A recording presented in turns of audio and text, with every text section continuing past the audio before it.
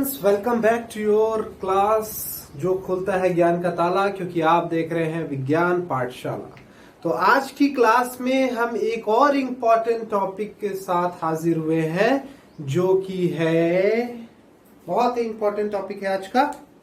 ठीक है, तो आज के बाद जितने भी क्लासेस होंगे काफी बहुत इंपॉर्टेंट टॉपिक्स आज के बाद चलेंगे। ठीक है, तो आज हम देखने वाले हैं व्हीटस्टोन ब्रिज।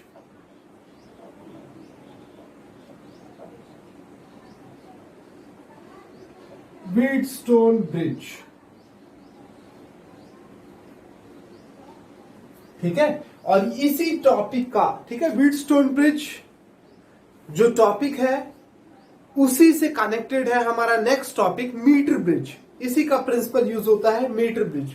ठीक है, तो बहुत ही ध्यान से देखिएगा। चलिए आइए समझते हैं व्हीटस्टोन ब्रिज क्या है। तो कंसीडर करिए कुछ आपके पास इस टाइप का सर्किट है।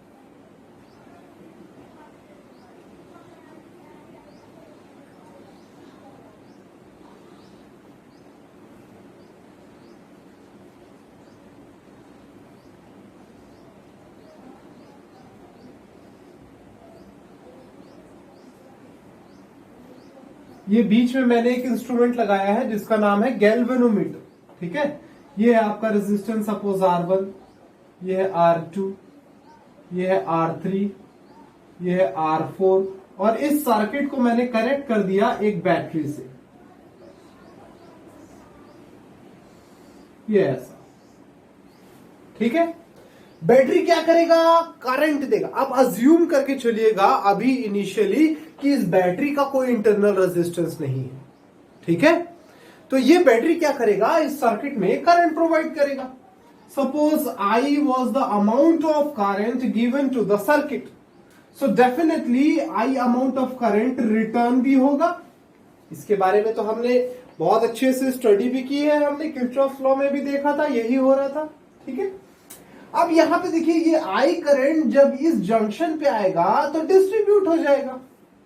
तो I में से मान लीजिए I1 अमाउंट ऑफ करंट इस तरफ फ्लो हो गया, I2 अमाउंट ऑफ करंट इस तरफ फ्लो हो गया। फिर I1 में से आपका सपोज यहां पे ये गैल्वेनोमीटर से IG करंट फ्लो हो रहा है। ठीक है, IG for current flowing through galvanometer. This I1 amount of current is flowing through R1 resistor. Suppose I3 amount of current is flowing through R3 resistor. Suppose I4 amount of current is flowing through R4 resistor. ठीक है, तो यहां पे आपको simply दिख रहा है ये I इज इक्वल्स टू क्या है? I1 प्लस I2, और यहां से I3 प्लस I4 होकर के निकल रहा है और I के फॉर्म में ये वापस यहां पे आ रहा है। इसका मतलब है कि I1 plus I2 must be equal to I3 plus I4। ठीक है, तो ये सारे कंसिडरेशन को हम प्रूफ करके देखेंगे। ठीक है, तो क्या बोला मैंने? Suppose battery do not have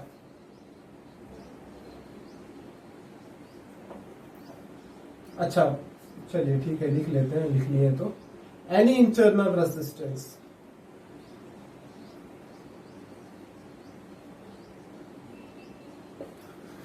अब मैंने आपको बोला कि ये सारी चीजें तो फेमिलियर है, आपने देखी है। एक नया चीज यहां पे दिख रहा है, दैट इज कॉल्ड गैल्वेनोमीटर। तो गैल्वेनोमीटर क्या होता है?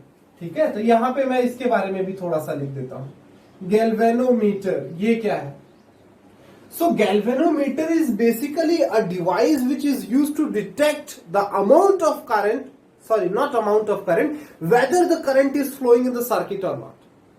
ये सिर्फ ये चेक करने के लिए एक डिवाइस है कि सर्किट में कोई करंट फ्लो हो रहा है कि नहीं हो रहा है। ठीक है, तो करंट फ्लो हो रहा है या नहीं हो रहा है ये किससे हम पता करेंगे? गैल्वेनोमीटर से पता करेंगे। ठीक है, सब कुछ आप प्रैक्टिकल में देखेंगे। So, what is galvanometer? It is a device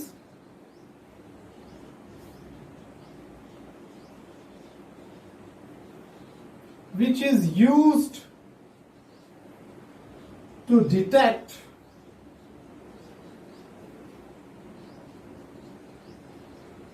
flow of current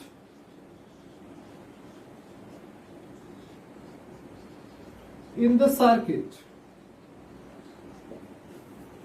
ठीक है, थोड़ा सा थियरी हमने लिखा है, लिख लीजिएगा। ठीक है, अब देखिए इस सर्किट को सॉल्व करने के लिए अब देखो व्हीटस्टोन ब्रिज क्या है। तो व्हीटस्टोन ब्रिज एक ऐसा सर्किट है जिसमें गैल्वेनोमीटर के आइदर साइड वाले जो रजिस्टर है उनका रेशियो इक्वल होता है, यानी कि resistance R1 upon R2 will be equal to R3 upon R4, ऐसा कुछ आएगा, या R2 upon R1 will be equal to R4 upon R3। ठीक है, दोनों चीजें, इसका रेसिप्रोकल भी कर देंगे तो वही बात होती है। तो ऐसे सर्किट को कहते हैं व्हीटस्टोन ब्रिज। ये कब पॉसिबल है? ये तब पॉसिबल है जब इस गैल्वेनोमीटर से फ्लो होने वाला करंट जीरो होगा। जब इस गैल्वेनोमीटर से कोई करंट फ्लो नहीं हो रहा होगा तब मैं कहूंगा कि इन दोनों का रेशियो इन दोनों के रेशियो के बराबर आएगा। ठीक है, आई बात समझ में क्या कह रहा हूं मैं? ओके, तो अभी देखिए यहां पे 5 टाइप के रेसिस्टर्स हैं, ये 4 और ये भी एक टाइप का रेजिस्टेंस ही क्रिएट करेगा। ठीक है, तो ये 5 रेजिस्टेंस वाले सर्किट को सॉल्व करना थोड़ा टिपिकल हो जाएगा, क्योंकि ये बीच वाला जो कंटेंट है ये थोड़ा डिस्टर्ब करेगा। बीच वाला नहीं होता तो हमको पता है ये दोनों सीरीज में, ये दोनों सीरीज में, और बाकी ये पूरा पैरेलल में। ठीक है, so for the simplicity of circuit consider IG which is flowing through galvanometer is suppose to be 0।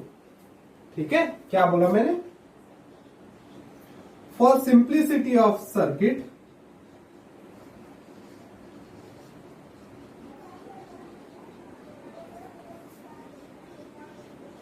Consider IG is equals to 0। इसे अभी भूल जाओ, ये हम प्रूफ करेंगे। ठीक है, ये होता है, ये हम प्रूफ करेंगे। तो सिंप्लिसिटी के लिए मैंने क्या बोला कि मान लीजिए कि ये IG क्या है? 0। ठीक है, अगर IG 0 है, अगर ये 0 हो गया तो ये देखिए ये I2 ही तो I4 बन के इधर जा रहा है ना। इसका मतलब क्या है कि I2 बराबर I4 होगा, एंड ये I1 ही तो I3 बन के इधर जा रहा था, तो I1 बराबर I3 होगा। बोलिए, ये बात क्लियर हुई? हो गई ना? चलिए, बहुत बढ़िया। अब जो हमारा फाइनल जो हमको आंसर निकालना है वो लाने के लिए हम एक प्रूफ करने की कोशिश करते हैं। तो प्रूफ कैसे करेंगे? किरचॉफ्स लॉ लगा करके। अब तो हमने पढ़ लिया ना कि किरचॉफ्स लॉ कैसे लगाते हैं, क्या क्या उसके रूल्स थे, तो वही यहां पे अप्लाई करके इस सर्किट को सॉल्व करने की कोशिश करते हैं। तो मान लीजिए ये पॉइंट है A, ये है B, ये है C, ये है D, ये है E। ठीक है, तो इतना लिख लीजिए, इसके बाद मैं मिटाता हूं। ठीक है, पॉज करके नोट कर दिया होगा, मिटाया जाए। ओके,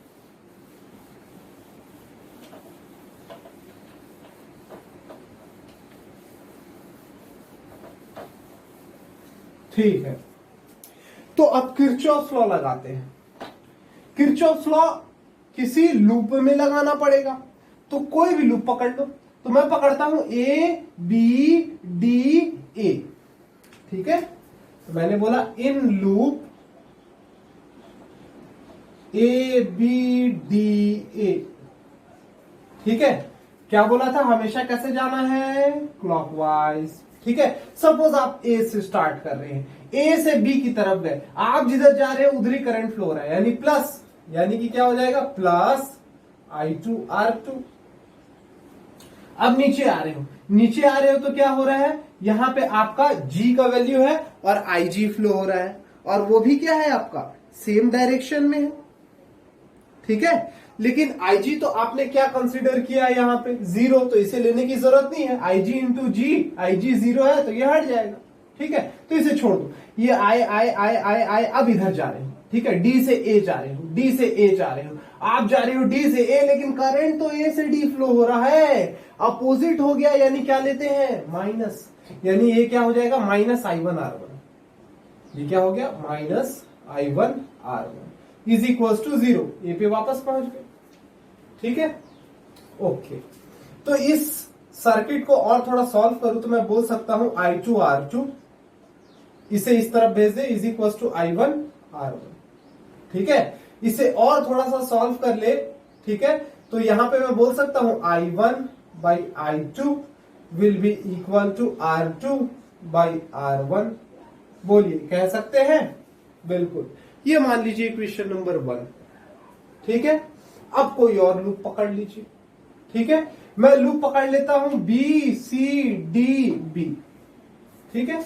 अब दूसरा पकड़ रहे हैं, in loop B C D B, ठीक है। B से स्टार्ट कर लो, हमेशा कैसा जाना है? क्लॉकवाइज। तो B से C, मैं जिधर जा रहा हूं उधर ही करंट फ्लो हो रहा है, यानी प्लस होगा, यानी प्लस I4 R4, ठीक है। अब B से C गया, अब C से D जा रहा हूं, मैं C से D जा रहा हूं, लेकिन करंट तो D से C जा रहा है, अपोजिट है, यानी क्या हो जाएगा? Minus I3 R3। वापस ये वाला करंट तो जीरो था, इसको छोड़ ही दो, तो ये D से B यहां कुछ नहीं, इज इक्वल टू 0 हो गया, ठीक है। इसे सॉर्ट आउट कर लेंगे थोड़ा, तो ये क्या हो जाएगा? I4 R4, इसे इस तरफ भेज देंगे तो ये प्लस हो जाएगा, is equal to I3 R3। इसे हम और क्या लिख सकते हैं? I3 बाई I4 बराबर R4 बाई R3। ये हो गया आपका इक्वेशन नंबर 2। बोलिए, क्लियर है बात? ठीक है। बट हमको तो पता था, क्या पता था? कि I2 इज इक्वल टू है I4 and I3 is equal to है I1, ठीक है। यानी कि I1 की जगह मैं यहां I3 लिख सकता हूं और I2 की जगह यहां I4 लिख सकता हूं। ये I3 बाई R4 हो जाएगा, ये भी I3 बाई R4 है, तो इन दोनों को इक्वेट कर सकता हूं। So simply we can write from equation 1 and 2, इन दोनों रेशियो क्या हो जाएगा? Equal. So R2 by R1 will be equal to R4 by R3। यही है आपका सॉल्यूशन इसका, ठीक है। बोलिए, क्लियर है पॉइंट? बहुत ही आसानी से समझ लिया हमने, ठीक है। डेरिवेशन बहुत काम का है, इसका इनवर्स भी कर सकते हैं ना, R1 by R2 is equal to R3 by R4। बस ये याद रखना है कि गैल्वेनोमीटर के एक साइड के रेजिस्टेंस का रेशियो उसके दूसरे साइड के रेजिस्टेंस के रेशियो के बराबर होता है, ठीक है। सो आपको याद रखना है कि ये जो प्रिंसिपल है यही हम यूज करेंगे मीटर ब्रिज में। यहां पे लिख देता हूं, this principle is used in meter bridge, ठीक है। अगला हमारा जो टॉपिक रहेगा उस पर चलिए नोट डाउन कर लीजिए, इसे जल्दी से नोट डाउन कर लीजिए।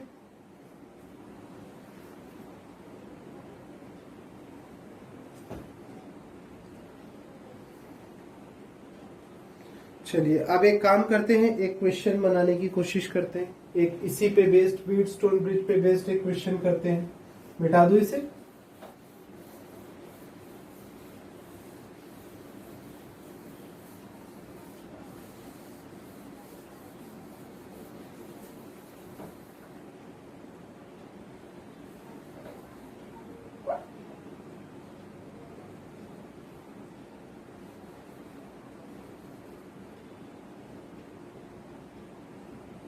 चलिए ठीक है, ये कर लेते हैं, ठीक है। ये है आपका ए। चलिए आपको एक क्वेश्चन में देता हूं, पहले तो इसे बना लेते हैं।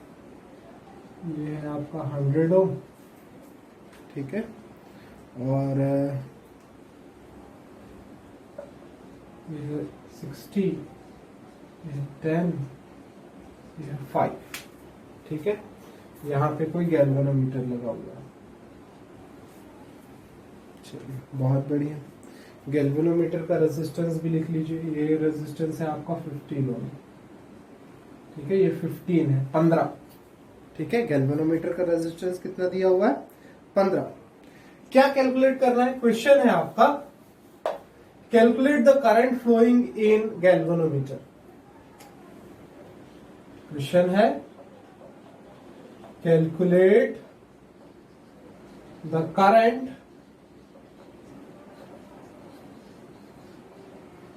flowing in galvanometer.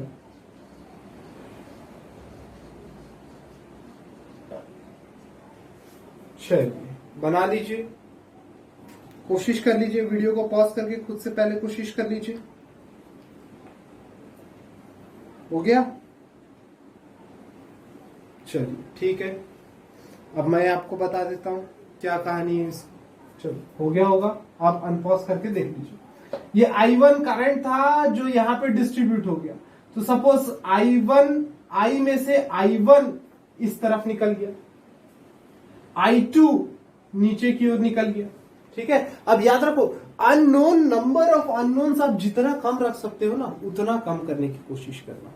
ठीक है, अदरवाइज आपका क्या हो जाएगा, जितना आपको इक्वेशन बनाना पड़ेगा वो आपके नंबर ऑफ अननोन पे डिपेंड करता है। आपने 3 अननोन बनाया तो आपको कम से कम 3 इक्वेशन बनाना पड़ेगा। 4 कर दिया तो 4 इक्वेशन बनाना पड़ेगा, फिर उस 4 को 3 करो, फिर 3 को 2 करो, थोड़ा सा टिपिकल हो जाता है।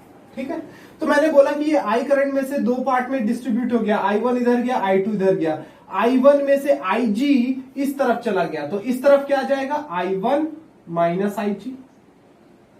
ठीक है, अब I3 I4 मत ले लेना। ठीक है, बहुत टिपिकल हो जाएगा, नहीं तो बहुत लंबा सॉल्व करना पड़ेगा। अब I1 माइनस IG इधर आया, अब I2 इधर आया, IG इधर से आ रहा है, तो I2 और IG मिल करके इधर से फ्लो होगा, तो इधर कितना फ्लो होगा, I2 प्लस IG। अब यहां पे पहुंच रहा है I2 प्लस IG और इधर से आ रहा है I1 माइनस IG। ठीक है, ये दोनों जुड़ जाएगा, यहां पे जुड़ जाएगा तो क्या हो जाएगा, I1 minus IG plus I2 plus IG। तो IG से IG cancel, I1 plus I2। देखिए ये I1 प्लस I2 इधर गया और घूम करके I1 प्लस I2 ही इधर आया। ठीक है, तो यानी कि हमने जो बनाया है, करंट का डिस्ट्रीब्यूशन किया है वो सही है। ठीक है, अब इसे सॉल्व करना है आपको, तो कोई भी वही किरचॉफ लॉ लगाना है तो लगा लो, ए बी डी, ए में लगा लो। मैंने बोला in loop A B D A, क्या हो जाएगा, ए से बी जाओ तो ये क्या हो जाएगा 100 I1। ठीक है, अब नीचे आओ बी से डी, तो ये क्या हो जाएगा आपका, सेम डायरेक्शन है, प्लस 15 IG। ठीक है, अब इधर आइए डी से ए, तो अपोजिट डायरेक्शन है, तो ये क्या हो जाएगा minus 60 I2 is equals to 0। ठीक है, इसे और सिंप्लीफाई कर लीजिए, क्या हो सकता है, यहां पे 5 से पूरे इक्वेशन को डिवाइड कर दो, तो ये आ जाएगा 20 I1 plus 3 IG minus 12 I2 is equals to 0। और सिंप्लीफाई नहीं होगा। ठीक है, ये आपका पहला इक्वेशन आ गया। अब कोई दूसरा लूप पकड़ लो, तो बी सी डी बी पकड़ लेता हूं। मैंने बोला अब पकड़ लेता हूं मैं in loop B C D B. ठीक है, बी सी डी बी। ठीक, बी से स्टार्ट कर लो, बी से सी जाओ, सी से डी, डी से फिर बी। ठीक है, तो बी से सी जा रहा हूं, मेरा भी डायरेक्शन वही है, करंट का भी डायरेक्शन वही है, तो प्लस हो जाएगा, ये क्या हो जाएगा 10 I1 माइनस IG। ठीक है, फिर सी से डी आ रहा हूं, मैं इधर आ रहा हूं, करंट उधर जा रहा है, अपोजिट हो गया, यानी माइनस 5 I2 प्लस IG। अब मैं ऊपर आ रहा हूं, करंट नीचे आ रहा है, यानी माइनस 15 IG बराबर 0। ब्रैकेट ओपन कर लो, अच्छे से सॉल्व कर लो, तो 10 I1 minus 10 IG minus 5 I2 minus 5 IG minus 15 IG equals to 0। ठीक है, I1 वाला देखिए एक ही है, तो ये हो गया 10 I1, I2 वाला एक ही है, यानी माइनस 5 I2, IG वाला माइनस 10 माइनस 15 और माइनस 30 हो जाएगा, तो माइनस 30 IG बराबर 0। ठीक है, यहां से 5 फिर कॉमन ले सकते हैं, तो ये हो जाएगा 2 I1 minus I2 minus 6 IG equals to 0। ये इक्वेशन आपका सेकेंड आ गया। ठीक है, नाम दे दो, इक्वेशन नंबर 1 हो गया ये, इक्वेशन नंबर 2 हो गया। एक और इक्वेशन चाहिए क्योंकि 3 है अननोन, I1 I2 IG 3 है, तो तीसरा इक्वेशन लेना पड़ेगा। तो मान लो मैंने सर्किट ले लिया A B C, ये मान लो E पॉइंट है, E A, ये एक सर्किट हो गया। और आप सर्किट ले सकते हो A D C E A, ये भी सर्किट आप ले सकते हो, ठीक है, दोनों में से कोई भी ले लो। मैंने मान लिया, ले लेता हूं मैं ऊपर वाला, यानी in loop A B C E A, ठीक है। तो फिर से क्या करना है आपको, क्लॉकवाइज चलना है। क्लॉकवाइज चलना है यानी A से B, B से C, C से E, E से A। तो A से B जा रहा हूं, करंट भी सेम डायरेक्शन में, क्या हो जाएगा 100I1, ठीक है। अब B से C जाऊंगा, B से C जाऊंगा सेम डायरेक्शन में करंट, तो प्लस 10I1 माइनस IG, ठीक है। अब C से E आ रहा हूं, तो बैटरी का पहला टर्मिनल क्या है, नेगेटिव, तो -10। अब इधर आ गया मैं A पे, ठीक है, और कुछ नहीं पड़ा रास्ते में, इक्वल टू 0। इसे सॉल्व कर लूंगा, क्या आ जाएगा 100I1 plus 10I1 minus 10IG minus 10 equal to 0। इसे सॉल्व कर लेंगे तो 110I1 minus IG minus 10 equals to 0, ठीक है। तो देखिए अब यहां ये मान लीजिए इक्वेशन नंबर 3 है, ठीक है। तो अब बहुत ही सिंपली तरीके से आप किसी एक की वैल्यू I1 I2 IG तीनों में से किसी एक की वैल्यू निकालिए और किसी दो इक्वेशन में डाल दीजिए। तो क्या होगा, पहले आपके पास 3 वेरिएबल था I1 I2 IG, अब आपने किसी एक को दूसरे के फॉर्म में कन्वर्ट कर दिया, तो IG एक टाइप का आपका हट गया। अब 2 अननोन है, 2 इक्वेशन रहेगा, सॉल्व करके आंसर निकालना है, ठीक है, बन जाएगा। चलो करके देख लेते हैं। नहीं बनेगा सर बोल रहे हो, ठीक है, ऐसा मान लेते हैं, नहीं बोल रहे हो तो यही बोल रहे होगे, ठीक है। तो किसी यहां से चलो IG की वैल्यू देखो, यहां से या तो I2 की वैल्यू निकाल लो, ये सिंपल है, या तो IG की वैल्यू निकाल लो, ये भी सिंपल है, ठीक है। I1 की वैल्यू निकालना टिपिकल है, ये आपका जो इसके मल्टीप्लीकेशन में वो डिवाइड में लाना पड़ेगा, यहां भी मल्टीप्लीकेशन में, यहां भी मल्टीप्लीकेशन में, तो I1 की वैल्यू मत निकालिए, टिपिकल, ठीक है। तो यहां से सपोज मैं IG की वैल्यू निकाल लेता हूं, IG की वैल्यू यहां से क्या आ जाएगी 110I1 minus 10 equal to IG, ठीक है। अब इस IG की वैल्यू को इक्वेशन नंबर 1 और इक्वेशन नंबर 2 में डालिए, यहां लिख देता हूं, putting the value of IG in equation 1 and 2, ठीक है। क्या इक्वेशन आपके पास आता है, तो थोड़ा थोड़ा मिटाते चलते हैं, ये कर लीजिएगा, नोट डाउन कर लीजिए, इसके बाद मैं मिटाना चालू करूंगा, ठीक है। अब तो डायग्राम की तो वैसे कोई काम नहीं है, ठीक है, तो डायग्राम हटा देते हैं सबसे पहले।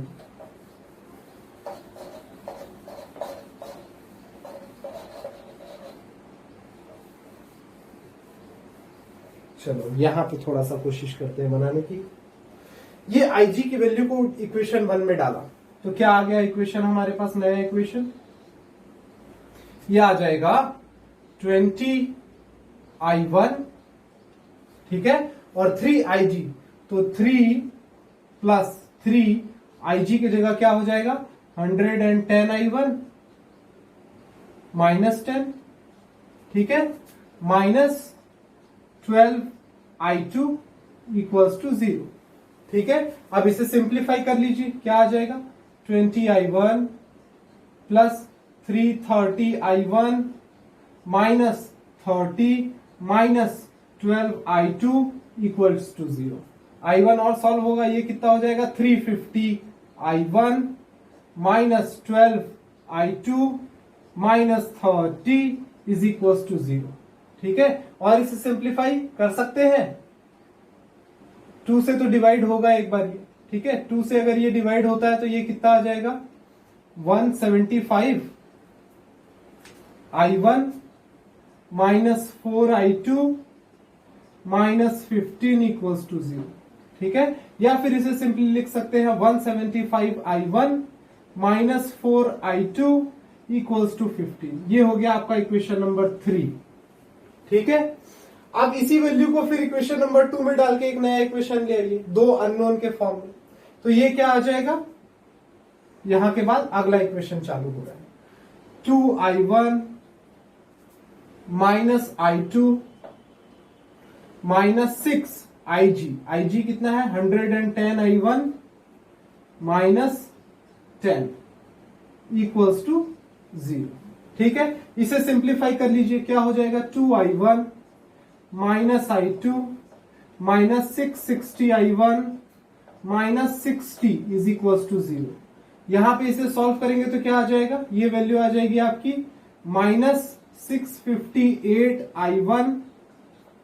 ठीक है, दो यहां पे माइनस हो जाएगा, minus I2 minus 60 is equals to 0। ठीक है, या फिर सिंपली हम इसे लिख सकते हैं, माइनस साइन को अगर हटाना हो तो 658I1 प्लस I2, ये भी प्लस हो जाएगा लेकिन उस तरफ जाएगा तो माइनस हो जाएगा, इज इक्वल्स टू माइनस 60। ये हो गया इक्वेशन नंबर 4। तो अब इक्वेशन नंबर 3 और इक्वेशन नंबर 4 में दो अननोन है, तो ये सॉल्व हो जाएगा।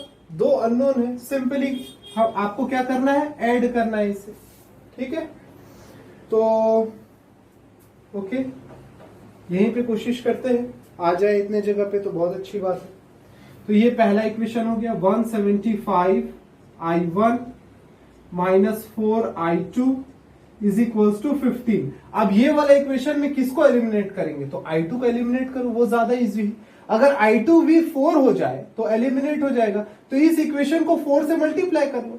तो 4 से मल्टीप्लाई करोगे तो ये क्या हो जाएगा, 8 4 32, 3 carry, 4 5 20, 23, 2 carry, 6 4 24, 25 26। I1 plus 4I2 is equals to, इसको 4 से करेंगे तो माइनस 240। ठीक है, इसे सॉल्व कर लो, ये कैंसल आउट हो जाएगा। ठीक है, सिंपली ऐड कर रहे हैं, और ये क्या हो जाएगा आपका I1, ये हो जाएगा 7, ये हो जाएगा 0, कैरी 1 आ गया, 6 1 7 1 8, ये हो जाएगा 0 इज इक्वल्स टू, इसे एड अप करेंगे तो ये वैल्यू क्या आएगी, माइनस 225। ठीक है ना, देख लीजिए। हाँ, ओके, अब इसके बाद और आगे जाइए। ठीक है, और आगे क्या करना पड़ेगा, ये I1 को ये डिवाइड में ले आएंगे। अब देखिए, कभी भी आपका आंसर अगर करंट माइनस में आ रहा है, इसका ये मतलब है कि I1 अगर आपने ये डायरेक्शन माना था तो एक्चुअल में I1 ऐसा फ्लो हो रहा है। ठीक है, आपने तो कंसीडर किया था ना वो डायरेक्शन, आपको थोड़ी पता है कि करंट ऐसे जा रहा है, करंट तो कैसे भी जा सकता है। ठीक है, तो नेगेटिव आने का मतलब है कि जो आपने साइन कंसीडर किया उसका अपोजिट करंट फ्लो हो रहा है। ठीक है, क्लियर है। तो इसी तरीके से I1 निकालिए और इस I1 की वैल्यू को इस इक्वेशन में या फिर इस इक्वेशन में पुट कर दीजिए तो I2 की वैल्यू आ जाएगी। तो इस तरीके से ये हमने I1 I2 की वैल्यू निकाली, और I1 I2 की वैल्यू आने के बाद किसी भी इस इक्वेशन में डाल दो, या इस इक्वेशन में डाल दो, या इस इक्वेशन में डाल दो, या फिर यहाँ पे तो I2 निकालने की जरूरत भी नहीं है, I1 ही है सिर्फ। यहाँ पे I1 निकालिए, इस इक्वेशन में डालिए, IG की वैल्यू आ जाएगी। तो यही IG ही तो हमको फाइंड आउट करना था कि कितना करंट फ्लो हो रहा है गैल्वेनोमीटर से। गैल्वेनोमीटर से IG करंट फ्लो हो रहा था, आपको IG की वैल्यू बस निकालनी थी। ठीक है, हो जाएगा। चलिए, बहुत बढ़िया, कर लीजिए। जिसे नोट करना है कर लो, नहीं तो खुद से प्रैक्टिस करिए। खुद से प्रैक्टिस करेंगे तो ज्यादा बेटर है। ठीक है, तो जो IG की वैल्यू आ रही है वो आपको मैं बता देता हूं। जो IG की वैल्यू आएगी वो आएगी 0.00487 एम्पियर। ठीक है, तो उसे मिली एम्पियर के फॉर्म में लिखेंगे तो 4.87 मिली एम्पियर आता है वैल्यू। ठीक है, कोशिश करिएगा, खुद से बनाइए, खुद से बनाइए। कई बार आपके साथ गलतियां होंगी और यही गलतियों से सीखना है आपको। जितनी बार आप प्रैक्टिस करेंगे उतना आपका हाथ फ्लुएंट हो जाएगा, अदरवाइज आप एग्जाम में जाके फंस जाओगे। ठीक है, अगर ये ऐसा सॉल्व करना आपने नहीं सीखा तो एग्जाम में जाके पक्का फंसोगे, कहीं ना कहीं गलती करोगे आप, और फिर एकदम दिमाग कंझा जाएगा, टाइम बहुत लगेगा, अरे आंसर क्यों नहीं आ रहा है, आंसर। ये प्रैक्टिस से आएगा, प्रैक्टिस करिए, जरूर आएगा आंसर। ठीक है, और भी आपके एनसीईआरटी के बुक में काफी क्वेश्चंस दिए हुए हैं। ठीक है, ये एनसीईआरटी के बुक का ही क्वेश्चन है बस। प्रीवियस ईयर आपको मैंने बोल दिया, रिहंत आप परचेस कर लीजिए, वहां से प्रीवियस ईयर के आपको क्वेश्चंस मिल जाएंगे, वहां से प्रैक्टिस करिए, एन नंबर ऑफ क्वेश्चंस आपको वहां से तो मिल जाएंगे। ठीक है, तो आज की क्लास में सिर्फ हम इतना ही करते हैं। नेक्स्ट क्लास में फिर हम हाजिर होंगे मीटर ब्रिज के साथ, जो कि वर्क करता है इसी प्रिंसिपल पे। ठीक है, तो आज के लिए सिर्फ इतना ही। Thank you.